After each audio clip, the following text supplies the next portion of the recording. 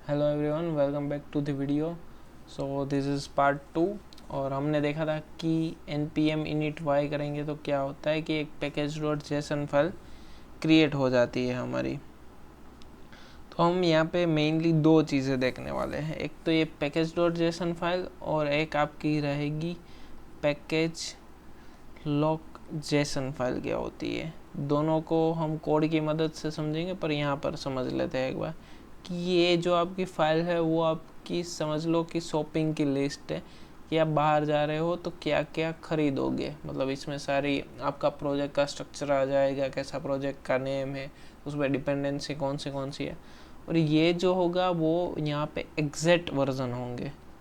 क्यों exact version होगी? क्योंकि अगर दूसरा डेवलपर कुछ डेवलप करने बैठा होगा तो वो सिर्फ npm इंस्टॉल लिखेगा तो वो सारी चीज़ें उसमें इंस्टॉल हो जाएगी एग्जैक्ट वर्जन के साथ। वरना उसमें डिफरेंट वर्जन होगा, आप में डिफरेंट वर्जन होगा, कोड डिफरेंट होगा, तो कुछ चीज़ें चलेगी, कुछ चीज़ें नहीं चलेगी। Right, so let's go to the code and see how is it is working where I am in learning node. Okay, so हम एक क्रिएट कर लेते हैं फाइल, लेट्स सपोज app.js, और मैंने किया यहाँ पे npm init y। Hyphen y का मतलब होता है कि सारी चीज़ें यस कर दो, कोई भी क्वेश्चन मत पूछो। आप नॉर्मल npm init करके भी देखना है, वो सारी चीज़ें आपको पूछेगा कि क्या क्या करना है आपको, इंस्टॉल नाम वगैरह वो कुछ भी पूछेगा। राइट, तो मैंने वो अभी के लिए स्किप कर दिया। तो इसमें आप देख सकते हो आपका नाम आ गया, वर्जन आ गया, आप डिस्क्रिप्शन कुछ देना चाहते हो तो आप नॉर्मल npm init के बाद आपको पूछेगा कि डिस्क्रिप्शन क्या देना है। आपकी फ़ाइल आ गई कि app.js स्क्रिप्ट। अब को एक्सप्रेस इंस्टॉल करना हो तो वो आप करोगे npm इंस्टॉल एक्सप्रेस लिख के, नोड पैकेज मैनेजर को बोलोगे कि भाई तू इंस्टॉल कर दे मुझे एक्सप्रेस। तो हम एक्सप्रेस क्यों यूज़ करते हैं नोड जेएस की जगह? क्योंकि उसमें राउटिंग वगैरह जो HTTP का सब कुछ हैंडल करना होता है वो इजीली हो जाता है, वरना आपका कोड बहुत ही लेंथी चला जाएगा। तो किसी ने हमारे पास एक्सप्रेस का सारा कोड लिखा हुआ है तो हम उसको बोलेंगे कि भाई इंस्टॉल कर दे। तो अभी यहाँ पे हमारे पास दो ही फाइल थी, अब बढ़ जाएगी। अब देखो, एक पैकेज लॉग जेसन आ गई और नोड मॉड्यूल्स आ गए हमारे पास। अब पैकेज लॉग जेसन में क्या है कि आप एक्सप्रेस सर्च करोगे ना तो आपका एक मॉड्यूल दिख जाएगा आपको एक्सप्रेस वाला। तो उसमें दिखेगा कि ये एक्सप्रेस का वर्जन इंस्टॉल हुआ है। ये रिजोल्व इंटीग्रिटी एक बार आप सर्च करना कि क्या चीज़ें होती है, आपको पता चलेगा। लाइसेंस वगैरह, वो जो एक्सप्रेस जिस पे डिपेंडेंट है, एक्स है, body parser, content deposition, content का टाइप क्या है, कुकी, बहुत सारी चीज़ें, HTTP एरर्स। मतलब एक्सप्रेस का जो मॉड्यूल होता है वो भी बहुत सारे मॉड्यूल्स पर डिपेंडेंट होता है, तो वो सारी चीज़ें भी हमारे पास ऑटोमेटिकली इंस्टॉल हो गई। तो अब देख सकते हो I think 30-40 modules automatically install हो गए जिस चीज़ को एक्सप्रेस की ज़रूरत थी। मतलब एक्सप्रेस जिन जिन चीज़ों की ज़रूरत थी। तो एक दो हम कोड भी बेसिक लिख के देख लेते हैं कि मैंने आपको बताया था कि कॉन्स्ट, लेट सपोज आप स्क्वायर का कोड लिख रहे हो तो यहाँ पे आप लिखोगे वेरिएबल का नाम, फिर स्क्वायर, देन आप लोगे इनपुट में लेट सपोज n ले रहे हो और ये कर्ली ब्रैकेट कर दिए, आप रिटर्न करोगे इनटू n और console डॉट लॉग में आप प्रिंट करवा दोगे इस चीज़ को कि भाई मेरा स्क्वायर फंक्शन कॉल कर दो और लेट सपोज मैं पास कर रहा हूँ 6। यहाँ पे आप लिखोगे नोड और app.js फाइल का नाम, तो ये 36 आंसर आ गया। अब आप दूसरी फाइल भी क्रिएट कर सकते हो। लेट सपोज मैंने math.js फाइल की क्रिएट और मैंने ये फंक्शन पूरा वहाँ पे कॉपी कर दिया। राइट, तो अब स्क्वायर का फंक्शन दूसरी फाइल में है, तो इससे क्या होता है कि हमारा जो कोड होता है जो मेन फाइल का वो क्लियर रहता है, मतलब वो ज़्यादा बहुत मेसी नहीं होता। तो हम अलग अलग फाइल्स में अलग अलग कोड लिखते हैं, जैसे कि हमें पता चले कि कौन से फंक्शन का या फिर कौन सी चीज़ें कहाँ पे यूज़ हो रही है, उसका फाइल नेम भी वैसे ही देते हैं और डायरेक्टली फाइल में जाके उसको एक्सेस कर लें। और जो हमारा मेन फाइल होती है app.js, server.js, index.js, जहाँ से पूरे कोर्स वगैरह लिखे होते हैं, वो सब वहाँ पे मेंटेन इजीली रहता है, राइट। तो यहाँ पे आपको एक कीवर्ड लिखना पड़ता है मॉड्यूल, फिर डॉट आप लिखोगे एक्सपोर्ट्स और ये फंक्शन यहाँ पे लिख दोगे। तो ये मैंने क्या लिखा है, आप एक चीज़ समझ सकते हो कि मॉड्यूल डॉट एक्सपोर्ट, हम मतलब ये फंक्शन को एक्सपोर्ट कर रहे हैं ताकि दूसरी फाइल्स भी उसको एक्सेस कर पाए। इसका सिंपल सा मतलब ये होता है कि इस मॉड्यूल को एक्सपोर्ट कर रहे हो और ये फंक्शन जो स्क्वायर लिखा है वो बाहर की फाइल्स भी इसको एक्सेस कर पाए। तो अब यहाँ पे क्या करना होगा, आपको कॉन्स्ट एक उसको वेरिएबल में स्टोर कर लो, जैसे कि आप पैकेज जैसा कुछ समझ सकते हो। मैं आपको बता देता हूँ कि आपका ये एक पैकेज है जिसकी स्क्वायर कंटेनर भी आप इसको समझ सकते हो और इसके अंदर सारा लॉजिक आ जाएगा, राइट। तो अब मैं उसको, आप रिक्वायर कीवर्ड का यूज़ करते हो जब भी आपको बाहर से कोई चीज़ लेनी हो, इंपोर्ट करनी हो, आप ऐसा समझ सकते हो। और यहाँ पे मैं लिखूँगा .math.js, राइट। अब मैथ लिखोगे तो भी आई थिंक चल जाना चाहिए। और यस 36 आंसर आ गया। अब मैंने यहाँ पे ./q लिखा है, वो अभी कई लोगों को कुछ डाउट रहता है। तो ये क्या है कि हम सेम फाइल में ही उसको एक्सेस कर रहे हैं, इसीलिए मैंने .-, लिखा है। अब रियल प्रोजेक्ट्स में तो मतलब आपके कंट्रोलर्स होते हैं, वर्कर्स होते हैं, यूटिल फाइल होती है, बहुत सारी चीज़ें होती। तो तब यहाँ पे आप डायरेक्ट पाथ भी दे सकते हो। अगर वो एक और फोल्डर अप है तो यहाँ पे आप डॉट भी लिख सकते हो कि एक फोल्डर बाहर है। तो देखो Node.js, टाइपस्क्रिप्ट, वो सारे आ गए यहाँ पे ऑप्शंस। या फिर आप यहाँ पे डायरेक्टली भी पाथ दे सकते हो अगर वो अलग फोल्डर में है तो, राइट, ऐसा। तो अभी के लिए मैंने ऐसा किया है। तो ये एक चीज़ हो गई।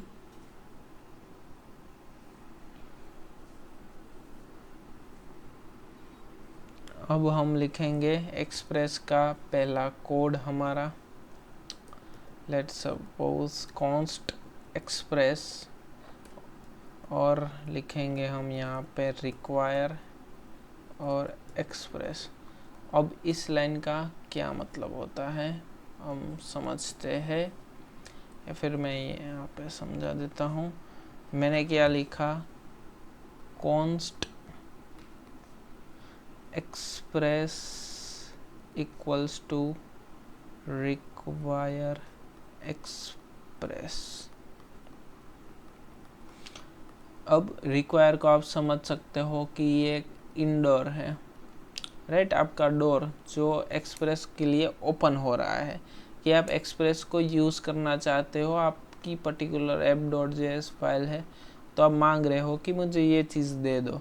और एक्सप्रेस का मॉड्यूल आपने ऑलरेडी इंस्टॉल कर लिया है तो वो डायरेक्टली वहाँ से फैच कर लेगा। जो आपके नोड मॉड्यूल्स है ना, वहाँ पे जो भी कोड लिखा है वो आप इस फाइल में अब यूज़ कर सकते हो, आपकी जो app.js वाली फाइल है उसमें। कॉन्स्ट जो मैंने आपको 3 टाइप के वेरिएबल बताए थे वो, और यहाँ पे मतलब एक्सप्रेस कुछ भी हमने नाम दिया है उस वेरिएबल का तो उसमें हम स्टोर कर रहे हैं, राइट। अब सेकंड इम्पोर्टेंट लाइन होती है इस कोड की, मैं लिखता हूँ कॉन्स्ट, और आप इसको कुछ भी नाम दे सकते हो। लेट्स सपोज मैंने ऐप दिया है। अब हम पूरे के पूरे एक्सप्रेस को यहाँ पे यूज़ कर सकते हैं। आप ऐसा नहीं कर सकते कि एक्सप्रेस को डायरेक्टली यूज़ कर लो, आपको एक वेरिएबल बनाना पड़ेगा एक्सप्रेस को यूज़ करने के लिए। आप उसको ऐसे समझ सकते हो कि ये कार जैसा है, कि ये पूरी की पूरी इंडस्ट्री है लेट्स सपोज, एंड ये एक कार है जिसमें आप अपने राउट्स वगैरह डिफाइन करते हो। तो ये आप की पूरी इंडस्ट्री हो गई और ये आपकी कार हो गई जहाँ पे आप जैसे मन चाहे उसको डिज़ाइन कर सकते हो। जैसे मन चाहे अपनी APIs बना सकते हो, राइट। अब नेक्स्ट आता है इसके बाद app.get।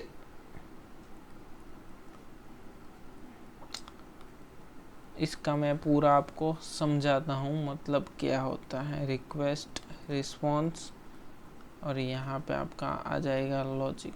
अब ऐप आपकी मैंने बता दिया, आपकी कार हो गई। गेट आपकी रिक्वेस्ट हो गई कि क्या आप करना चाहते हो। तो पहले तो आपको ये 4 चीज़ें, मतलब 4 HTTP रिक्वेस्ट पता होनी चाहिए जो REST APIs में होती है। गेट, पोस्ट,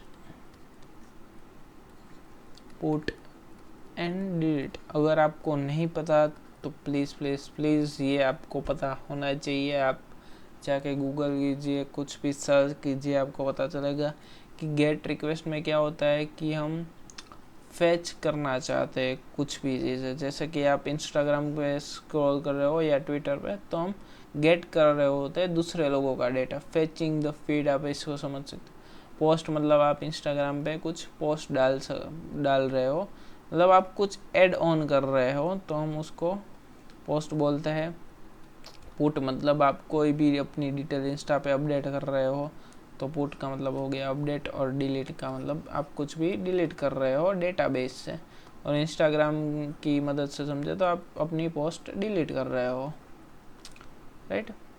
तो ये नॉर्मल मैंने आपको समझा दिया है। तो हम क्या कर रहे हैं कि कोई भी इस राउट पे जाएगा स्लैश वाले, तो वो गेट करेगा डेटा, राइट। और यहाँ पे 2 चीज़ें होती है, रिक्वेस्ट और रिस्पॉन्स। रिक्वेस्ट मतलब वो ऑटोमेटिकली जो यूज़र भेजता है वो हमारे पास आ जाती है। जैसे कि उनकी तरफ से अगर उन्होंने कुछ इनपुट दिया है तो इनपुट आ जाएगा, वरना हेडर्स आ जाएगी, इनपुट आ जाएगा, तो वो सारी चीज़ें रिक्वेस्ट में आ जाती है।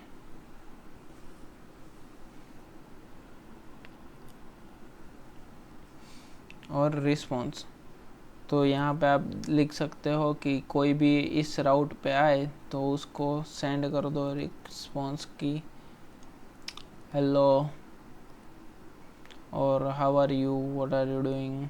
लेट सपोज हम लिखते हैं कि हेलो वर्ल्ड, तो बेसिक होता है वो, राइट। तो आपको ये एक चीज़ें तो पता चल ही गई होगी कि एक्सप्रेस एक आप टाटा मोटर्स की लेट सपोज फैक्ट्री समझ सकते हो। तो आप ये आपकी कार बना रहे हो इसकी मदद से।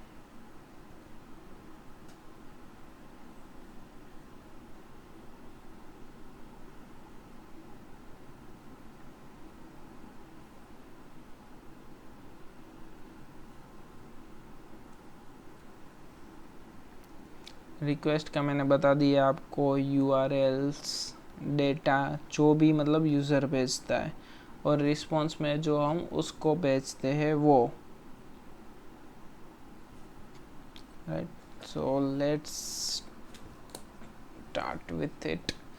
और इसके बाद हम एक लिसन वाला भी लिखना पड़ेगा हमें, बट पहले ये लिख लेते हैं। और मेक श्योर कि जैसे ही ये वीडियो ख़त्म हो आप प्रैक्टिस करना चालू कर दे इसकी, वरना फिर से भूल जाओगे। और नोट्स तो बिल्कुल ही मत छोड़ना, साथ साथ में लिखते जाना। यहाँ पे आप कुछ भी अपना प्रिंट करवा सकते हो, है हाउ आर यू, राइट।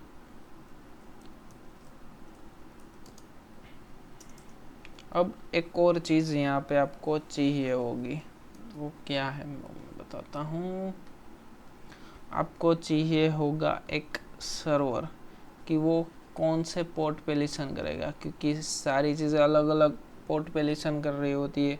आपके डेटाबेस अलग जगह पे चल रहे होते हैं, आपका सर्वर अलग जगह पे चल रहा होता है, आपका क्लाइंट अलग जगह पे चल रहा होता है। तो हम लिखते हैं ऐप, जो हमारी कार है, लिसन एक कीवर्ड हो गया कि इस जगह पे लिसन करो। तो हम यहाँ पे दे देंगे कि भाई लेट्स सपोज 3000 वाले पोर्ट पे लिसन करो। और यहाँ पे हमारा लॉजिक, कुछ भी लिखना हो तो यहाँ पे लिख सकते हो। वो तो हमारे टर्मिनल में ही प्रिंट होगा कि भाई console.log कर दो और हमारा सर्वर स्टार्ट हो गया है, वो प्रिंट कर दो टर्मिनल में, राइट। तो ये हमारा एक बेसिक कोड हो गया और हमने एक API यहाँ पे लिख ली, app.listen, और ये लिसन करेगा 3000 वाले पोर्ट पे, console.log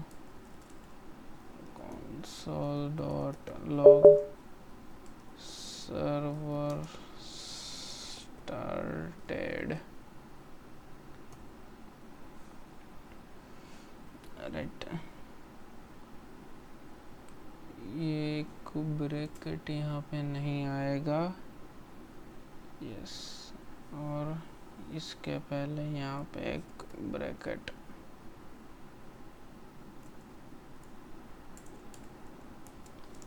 ब्रैकेट, और उसके बाद ये क्लोज होगा, राइट। तो अब हम इसको रन करवा देते हैं। ऐप, क्या फाइल नाम है, app.js, एंड देखो यहाँ पे प्रिंट हो गया कि ये सर्वर हमारा स्टार्ट हो गया है। और अब आपको देखना हो कि वो लिसन कहाँ पे कर रहा है तो वो भी आप देख सकते हैं। तो मैं टाइप करूँगा http://localhost 3000, http://localhost:3000। तो ये लिखा हुआ आ गया कि है हाउ आर यू, क्योंकि हमने दिया था कि 3000 पे लिसन करना चाहिए, तो 3000 पे ये लिसन कर रहा है। आप यहाँ से चेंज भी कर सकते हो 3001, तो वो 3001 पे अब यहाँ पे कुछ भी लिसन नहीं कर रहा है, अब वो 3000 पे लिसन कर रहा होगा 3001 पे,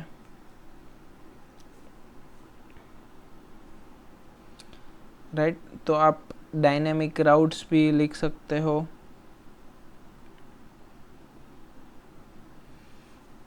अब वो क्या होता है वो भी मैं आपको एक बार बता देता हूँ। लेट सपोज मैंने लिखा कि app.get, हम कुछ प्रोडक्ट्स ले लेते हैं, प्रोडक्ट्स, और उसका आईडी,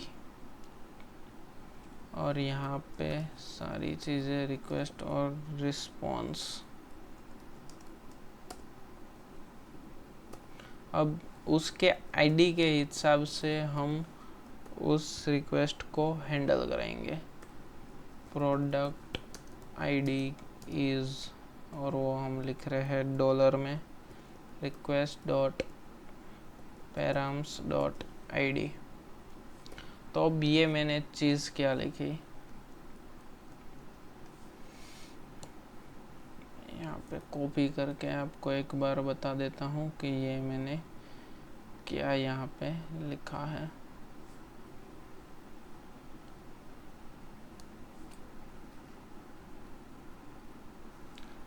ऐप तो आपको पता है कार, जो ये रिक्वेस्ट हमारी गेट वाली हो गई।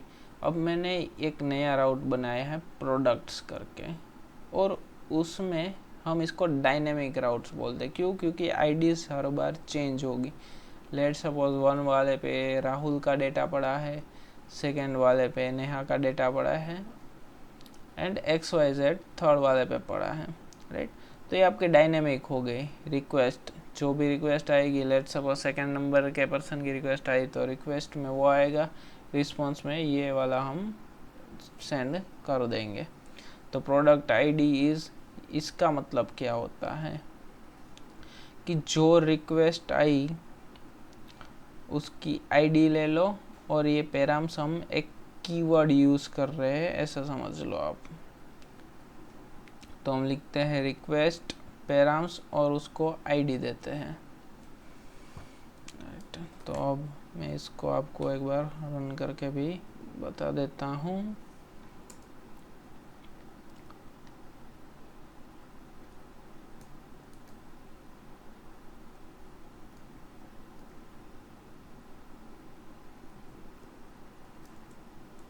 यहाँ पे मैंने दिया लेट्स सपोज 30।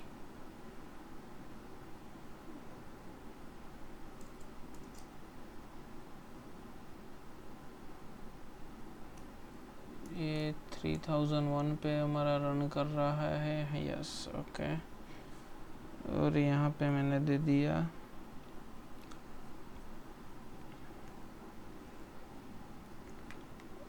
प्रोडक्ट सी लिखा है ना मैंने यहाँ पे, यस। तो ये रन होना चाहिए, रिक्वेस्ट ओके। यहाँ पे हम एक्चुअली कंसोल नहीं कर रहे हैं, हम रिक्वेस्ट के अकॉर्डिंग सेंड कर रहे हैं डेटा। यहाँ पे हम लिखेंगे रिक्वेस्ट डॉट सेंड और फिर से हमें सर्वर स्टार्ट करना पड़ेगा। एंड ये हो गया हमारा प्रोडक्ट की आईडी, ये 30 है। तो हमने अभी तक सीख लिया कि वेरिएबल क्या होते हैं, फंक्शंस क्या होते हैं, ऑब्जेक्ट एरेस क्या होते हैं, एमपीएम क्या होता है, बैटरी तो है ओके। पहला हमने एक एक्सप्रेस सर्वर बना दिया, डायनामिक राउट्स बना दिए। अगली वाली वीडियोस में हम पोस्ट रिक्वेस्ट के बारे में भी देखेंगे, real API responsive middleware. Like करो अगर कुछ नया सीखने को मिला हो, कमेंट में बताओ कौन सी लाइन सबसे कंफ्यूजिंग लगी, अगले वीडियो में क्या क्या चीज़ें चाहिए, everything. So thank you so much for watching this.